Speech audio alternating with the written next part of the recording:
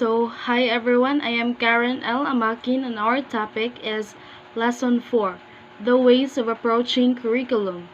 There are three ways in approaching the curriculum. First is the curriculum as a content or body of knowledge. Second is curriculum as a process. And third is curriculum as a product. I am assigned to report about the curriculum as a content or body of knowledge. Curriculum as a content or body of knowledge, focus will be the body of knowledge to be transmitted to students using appropriate teaching method. The likelihood of teaching will be limited to acquisition of facts, concepts, and principles of the subject matters. The term content knowledge refers to the body of knowledge and information that teachers teach and that students are expected to learn in a given subject or content. Content knowledge generally refers to the facts, concepts, theories, and principles that are taught and learned in specific academic courses. The body of knowledge is within the curriculum content, which is the knowledge, skills, and attitude you want the students to learn. For example, an elementary book consists of addition, subtraction, multiplication, and division. That is the content or body of knowledge that needs to be transmitted to students using appropriate teaching methods kung unsaon nimo pag-deliver sa imuhang subject matter. There are ways of presenting the content in the curriculum. First is the topical approach. Much content is based on knowledge and experience are included. The content here is based on the knowledge and experiences. They say knowledge comes from experiences. In this content, your knowledge and experiences is included. For example, content is about how to handle students with tantrums.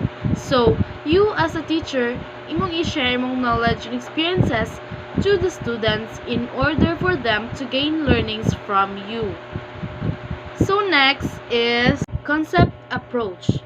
Fewer topics in cluster among major and sub-concepts and their interaction with relatedness emphasized. When a teacher designs lessons that focus on concepts instead of individual facts, she is teaching conceptually. Concepts can be understood as categories that can contain smaller facts or ideas but are simultaneously part of larger categories. Conceptual learning enables students to draw from what they have learned and use it to grasp new topics. It helps students and teachers alike to develop a deep understanding of how the concepts interrelate with each other. In a concept-based curriculum, students acquire and process factual information through the conceptual level of thinking. Next is thematic approach, a combination of concepts that develop conceptual structures. Thematic approach is the way of teaching and learning where many areas of the curriculum are connected together and integrated within a theme. Thematic approach to instruction is a powerful tool for integrating the curriculum. Here, the students are actively involved and they learn more skills through thematic learning. Cognitive skills such as reading, thinking, memorizing, and writing are put in the context of a real-life situation. Next is modular approach, leads to complete unit of instruction. Modular approach is an emerging trend educational thinking that shifts traditional method of instruction to an outcome-based learning paradigm. Modularization is based on the principle of dividing the curriculum into small discrete modules or units that are independent, non-sequential, and typically short in duration. Modular approach to teaching enables the learner to have control over his or her learnings and accepts greater responsibility for learning. That is modular approach. So let's proceed to the criteria and selection of the content, which are the significance, validity, utility, learnability, feasibility, and interest. So first is significance. Content should contribute to the ideas, concepts, principles, and the generalization that should attain the overall purpose of the curriculum. Content becomes the means of developing cognitive, affective, or psychomotor skills of the learners. So, the subject matter or content is significant if it is selected and organized to develop learning activities, skills, processes, and attitudes. It also develops the three domains of learning, namely the cognitive, affective, and psychomotor skills. Educators must consider the learner's cultural aspects also, particularly if your students come from different cultural backgrounds and races. The subject matter must be culture sensitive to make them feel the belongingness of the classroom. So, in short, select content or subject matter that can achieve the overall aim of the curriculum. So next is validity. Authenticity of the subject matter forms its validity. There is a need for validity check and verification at a regular interval because content may not continue to be valid.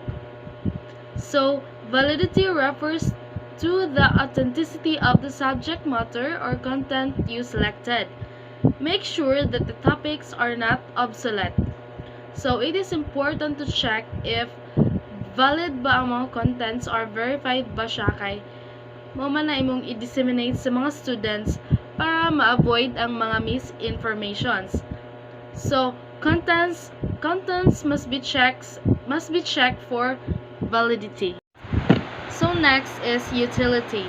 Usefulness of the content of the curriculum is relative to the learners who are going to use this. So, when you create contents, you need to make sure nga kanang content is useful ba for students. Kay some students think that a subject matter or some subjects are not necessary to them. So they view it as useless. As a result, they do not study.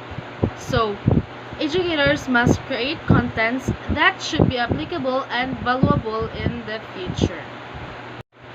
So next is learnability.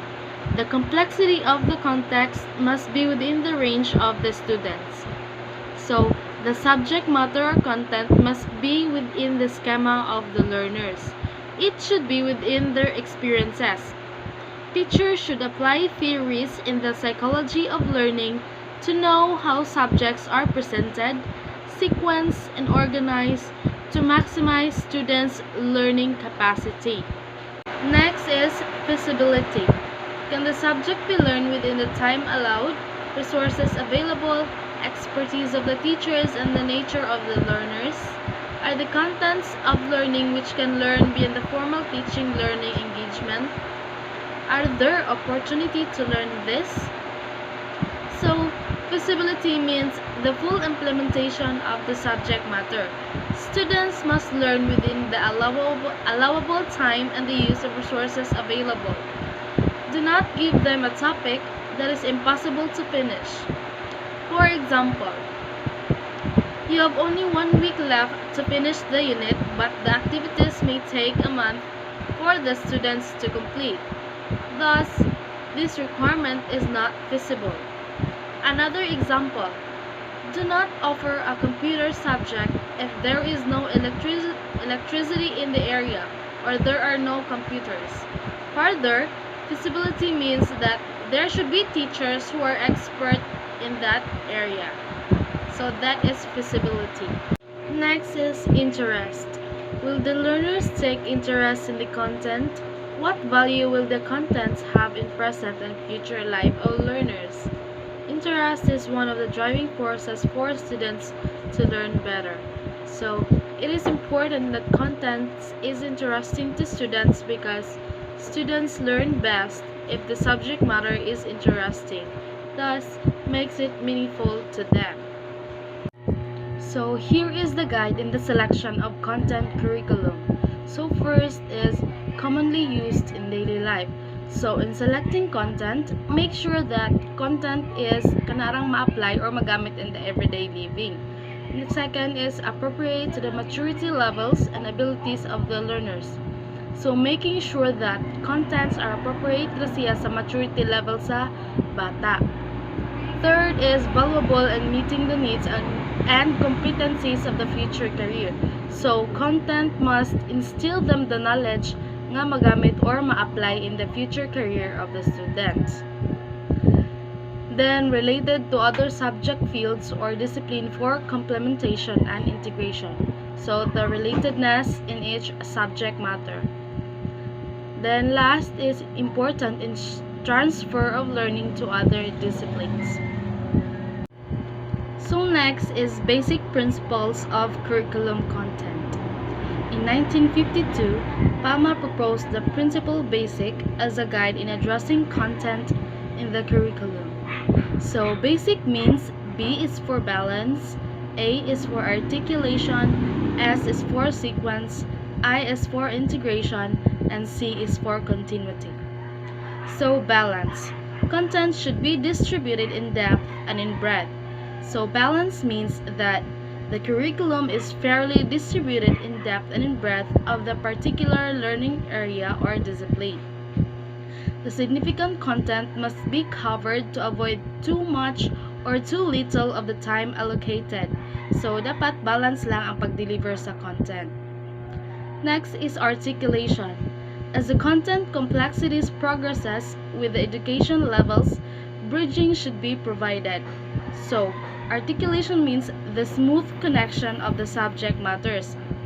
That is why, in the learning process, review is encouraged to really establish and deepen the connection of the subject matters to make it more meaningful to the children. The curriculum designers as well ensure that the content must have a connection from the previous to the latter so that mastery will be developed. And next is sequencing. The logical arrangement of the content refers to sequence or order.